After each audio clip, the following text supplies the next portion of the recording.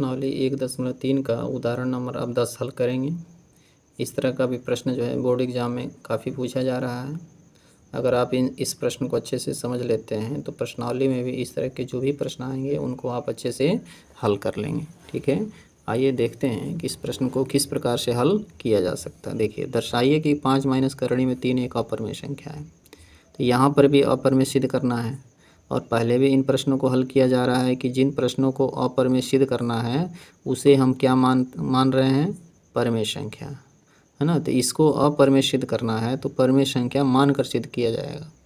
ठीक है, तो मान लेते हैं इसको। माना 5 माइनस करणी में 3 एक परिमेय संख्या है।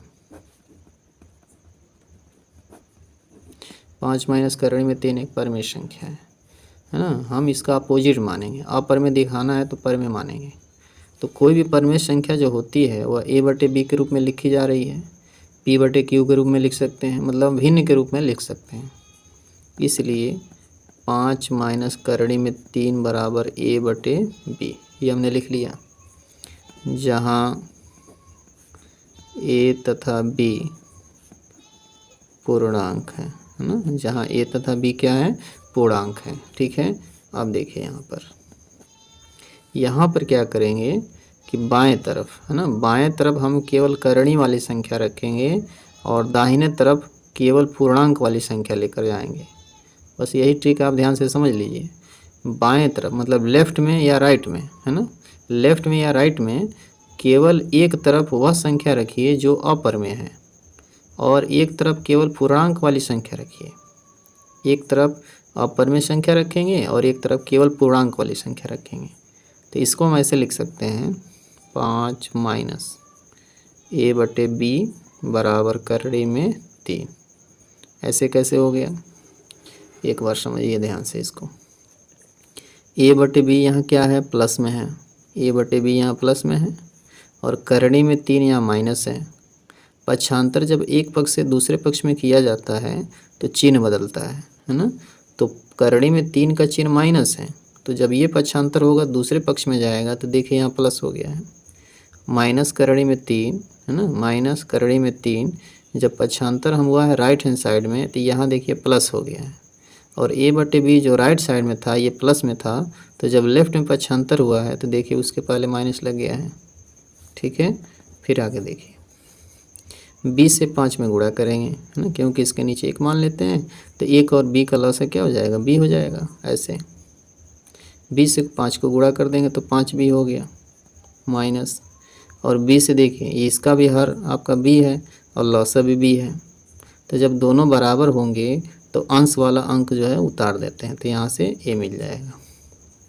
20 से 5 में गुणा करेंगे तो 5b माइनस, यहाँ b है यहाँ भी b है, दोनों समान है तो अंश वाली संख्या यहाँ पर उतार देंगे, बराबर करणी में 3। इसको हम ऐसे लिख सकते हैं, राइट वाले को लेफ्ट में या लेफ्ट वाले को राइट में। इससे होता क्या है ना कि जब राइट का लेफ्ट में आएगा लेफ्ट का राइट में जाएगा तो चिन्ह नहीं बदलता है। ठीक है, यहाँ लिख देंगे करणी में 3, मतलब एक ही साथ आना चाहिए, ये आ गया इधर ये चला गया उधर, तो इस तरह से बदलने से चिन्ह नहीं बदलेंगे। तो यहाँ से मिल जाएगा 5b माइनस a और नीचे हो गया b। अब ये बताइए ये क्या है, पूर्णांक है। ये क्या है बताइए, पूर्णांक है। अब b क्या है, पूर्णांक है। अब 5 क्या है बताइए, पूर्णांक है। मतलब a भी पूर्णांक है, b भी पूर्णांक है, 5 भी पूर्णांक है। यहाँ आपने पहले भी लिख दिया है कि a तथा b क्या है, पूर्णांक है। तो 5 भी तो एक धन पूर्णांक है, तो यहाँ लिख देंगे चूँकि a, b तथा 5 पूर्णांक है, a, b तथा 5 क्या है, पूर्णांक है, इसलिए 5b माइनस a/b एक परिमेय संख्या है। ठीक है ना।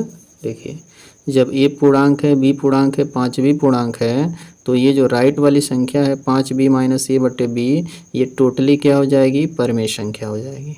क्योंकि परिमेय संख्या में होता क्या है कि परिमेय संख्याओं को अंश बटे हर के रूप में लिखा जाता है।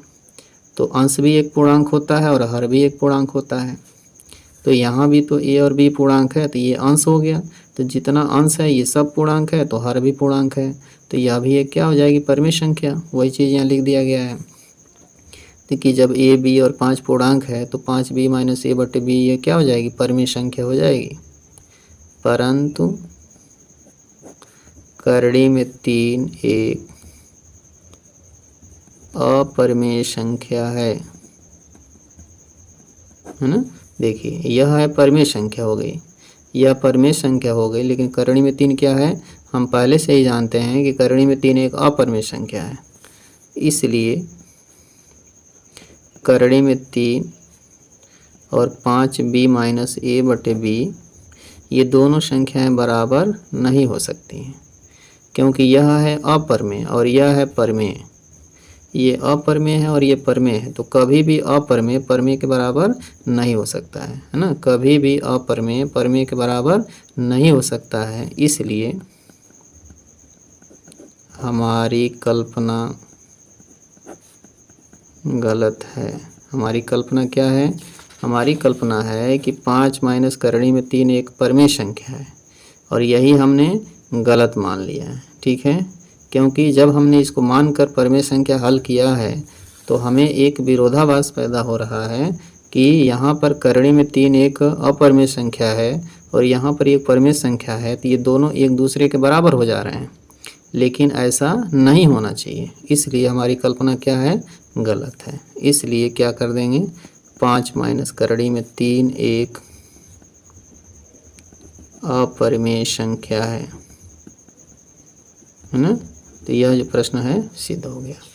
एक बार स्क्रीनशॉट ले लीजिए। यह प्रश्न जो है आपको अच्छे से समझ में आया होगा, तो वीडियो को लाइक भी करेंगे, कमेंट भी करेंगे और अपने दोस्तों को शेयर भी कीजिए, और मेरे इस प्यारे चैनल को सब्सक्राइब भी कीजिए, ताकि मैं और भी वीडियोज़ बना कर लेकर आऊँ और उससे आपका जो तैयारी है बोर्ड एग्ज़ाम के लिए वो काफ़ी स्ट्रॉन्ग भी हो जाए। ठीक है, तो मिलते हैं अब नेक्स्ट एग्जाम्पल में। तब तक के लिए धन्यवाद।